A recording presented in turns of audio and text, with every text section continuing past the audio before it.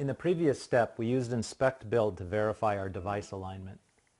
Inspect Build is a special measuring mode that displays in real time the deviation between a part and the corresponding features in a CAD model. When we're inspecting a part, the deviation reflects the material condition.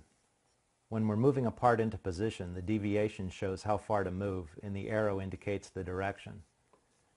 Since the arm is already aligned to the part, when we inspect profile, we'll assume that the deviations are due to machining errors in the part.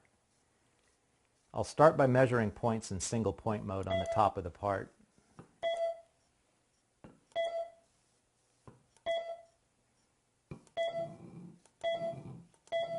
Notice how the deviations are represented using an arrow and deviation text.